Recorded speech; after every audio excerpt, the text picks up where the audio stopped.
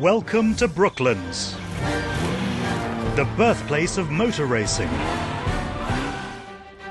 Brooklands has a phenomenal track record when it comes to manufacturing ingenuity. At the turn of the century, pioneering engineers set up shop around the track and aerodrome, designing and building vehicles to push the boundaries of what was technologically possible. Morning. Many of the vehicles are still here today and are lovingly maintained by volunteers, such as retired police inspector Edward Lear. This is a fairly rare bike these days. It's a Martynside Newman. Martynside were actually aircraft manufacturers here at Brooklands during the First World War. When the war finished, of course, the demand for aircraft reduced drastically. So along with other aircraft manufacturers, Martynside went into manufacturing motorcycles. We are fortunate that we have one of the very few that are left. This Martynside Newman was built in 1920 and was fitted with a 680cc engine which produced 6 horsepower. A disastrous fire in 1922 destroyed their workshop, sending the company into liquidation. Of the 2,000 motorbikes they produced, very few remain, and as such, one recently sold for nearly £40,000. I've got the bike here today to try to sort out the few problems that it presents us with. Because of its rarity, it's rather important that we keep this bike running.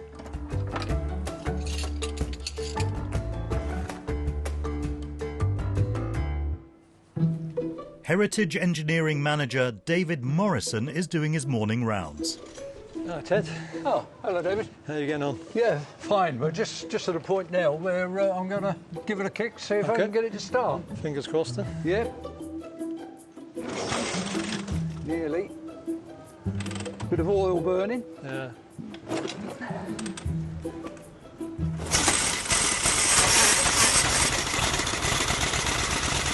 Have you got any idea what the problem is? We might have a problem with it over-fueling. It's running a little bit too rich. It's a bit smoky. And of course the oil. Yeah, I'll leave you to investigate. Oh, fine. Thanks, Ted. Bye. With an obvious and noxious problem billowing out before him, Ted will need to call on his years of mechanical knowledge to solve this smoking quandary. Obviously, with the amount of smoke that it's blowing, it's over-oiling.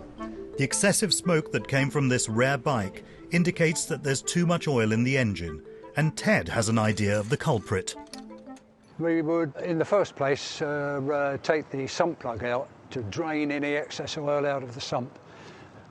Once we've done that, then of course we can follow up on oil supply if required. In this type of engine, excess oil can drain down, getting caught in the bottom of the crankcase or sump and combust, and may be the cause of this bike's smoky exhaust. I'm going to need some help with what I need to do next. Fortunately, my grandson Ryan is here today, so I'll give him a shout.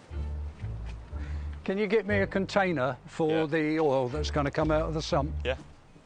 And a bit of rag as well? Yeah, I definitely need some rag. Yeah. OK, right, that should be enough. Yeah. I think I've got the right size spanner there. When my grandson was very young, he had an awful lot of throat infections, which meant that he needed care all the time. At that time, I had retired from my main work, so it meant that I was the one in the family that could take time off to look after him. Consequently, we've developed a very good relationship, which has continued right up until, and continuing now that he's 17. Do you remember when I taught you how to drain the oil out of my BSA B31? A little bit. I mean, I was a lot younger then, so... Well, yeah, you hadn't even gone to school then. I think you were 3 or 4. Yeah. I started motocross when I was 6, and that was the first chance I kind of had to get on a bike, really. Yeah. And then I've done that ever since, and I've come down here a little bit. We do try to encourage youngsters along, because most of us volunteers are, you know, the wrong side of 70. And we need to pass on our knowledge, our meagre knowledge of these old machines, to youngsters who can keep it going when we're no longer around. Yeah, I hope to follow in Grandad's footsteps, but you just have to wait and see what the future brings, really, isn't it? No, I need a ring spanner smaller than that. Right. Got you. Our common interest in motorcycling, of course, keeps us together. We have a very good understanding, a very good relationship. There we go. 1/4. There. Ratchet.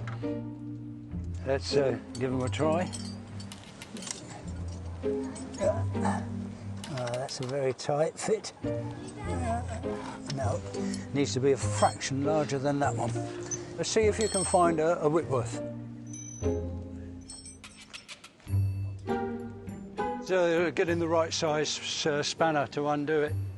There are different sizings and different threads that were used over the years. You have, off the top of my head, Whitworth, AF, metric, BA, all sorts. And sometimes with these old bikes, it's a question of finding what fits rather than what should fit. That's the drawer. Right, that's literally everyone we have in the drawer. Right, OK. Yes, it's not looking very hopeful. No. No? No. It's a fit, but when I put some pressure behind it, it just hangs off.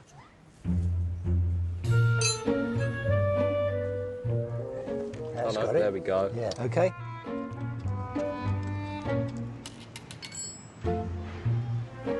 Without getting oil on your hand, do you reckon?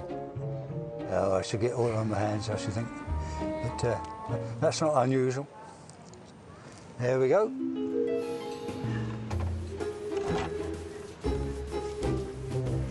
Expect a bit of oil to come out, yeah, but certainly not as much as that.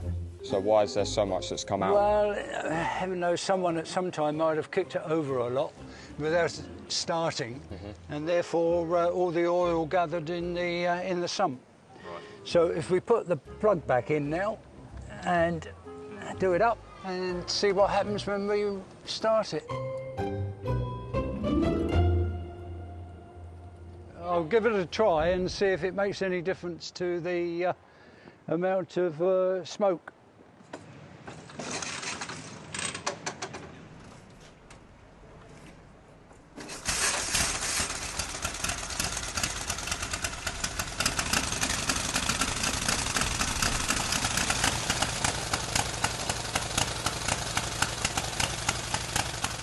Clearing a little bit. Yeah.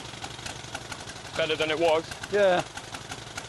With the age of the thing, there's not an awful lot more, I think, that we can do to it. But obviously, it was over-oiled in the sump. Yeah, yeah. Once you drain that off, it's not too bad. It ticks over very well. Yeah. OK, well, that's another job done. We can tick that off. Yeah. But considering its age, it runs pretty well. Yeah, exactly. Yeah. Exactly. I've got oil everywhere, all over my top. Yeah, well, motorcyclists generally are covered in oil in one way or another, aren't they? True, true. OK, now we've fixed that part of it, we've got to test to see that she really runs. And there's no better place to test the bike than on the very racetrack it roared around in its heyday. Right. Time to give it a run. Let's see how we go.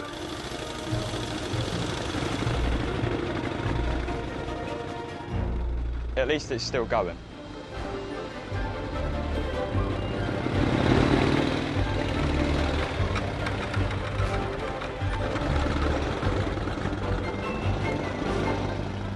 I'm very happy with that now because this was an unrunner and it now is running. Right, time to celebrate now. Cup of tea and a piece of cake.